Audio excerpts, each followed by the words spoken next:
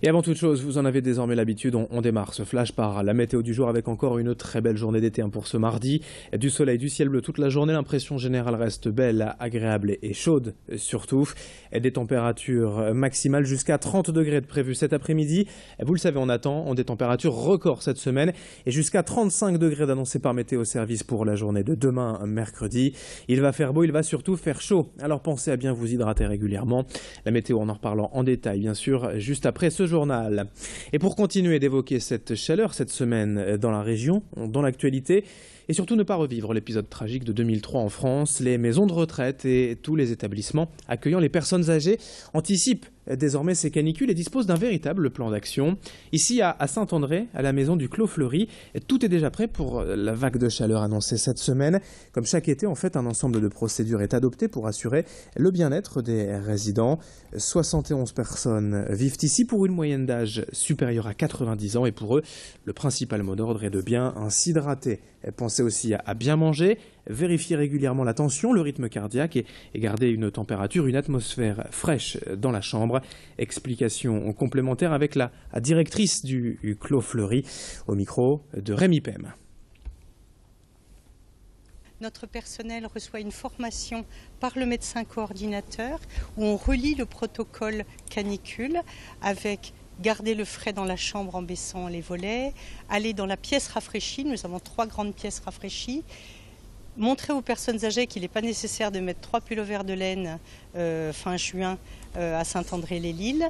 Nous donnons beaucoup à boire et boire frais. Les réfrigérateurs, les chambres sont équipées de réfrigérateurs, des ventilateurs aussi. L'actualité politique, aujourd'hui également à la une avec la conférence de presse très attendue de Marine Le Pen ce matin à Arras. La présidente du Front National va mettre fin à un long suspense en dévoilant ses intentions pour les prochaines élections régionales. Aujourd'hui favorite des sondages pour gagner et donc diriger la future grande région en Nord-Pas-de-Calais-Picardie. Marine Le Pen se heurte tout de même à un vrai problème de calendrier. L'élection présidentielle en 2017 étant programmée un peu plus d'un an après ce scrutin régional, ce qui la pousserait donc peut-être à démissionner quelques mois seulement après une éventuelle nomination. Elle va donc se prononcer aujourd'hui et nous y serons bien sûr en direct depuis Arras à partir de 10h pour suivre cette annonce. Dans le reste de cette édition, l'actualité sportive avec la reprise de l'entraînement du LOSC hier. Les joueurs et le staff se sont retrouvés au domaine de Luchin pour une première séance sous les ordres du nouvel entraîneur Hervé Renard. Lors de la conférence de presse de rentrée hier après-midi, le coach était notamment accompagné du nouveau directeur sportif Jean-Michel Vandamme qui succède ainsi à Frédéric Paquet. Le nouveau joueur, le défenseur Renato Sivelli était également en présent. Alors tous ces hommes ont longuement détaillé le projet du club pour la saison 2015-2016 avec des ambitions certes revues à la baisse, diront certains. En tout cas, pas de Coupe d'Europe à jouer et cette saison pour le LOSC. Quant au recrutement, il n'est pas tout à fait terminé. Selon Hervé Renard, Éric Botéac, Renato Sivelli sont déjà arrivés.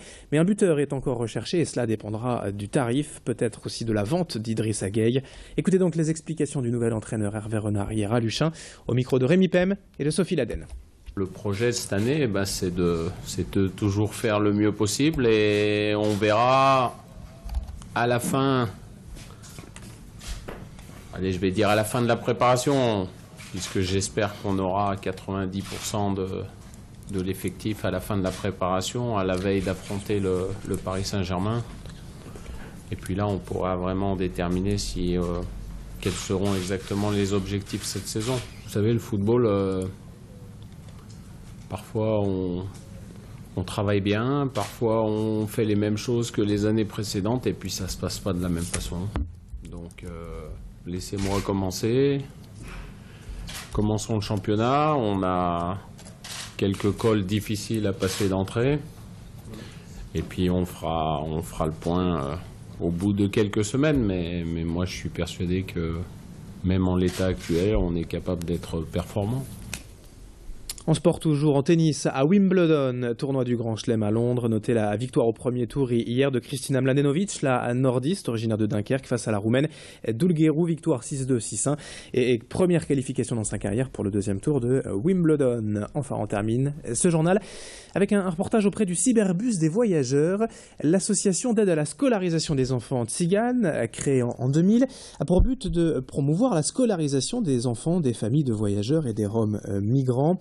Sa mission, c'est aussi de défendre le droit au stationnement de ces familles afin de favoriser l'accès à l'école.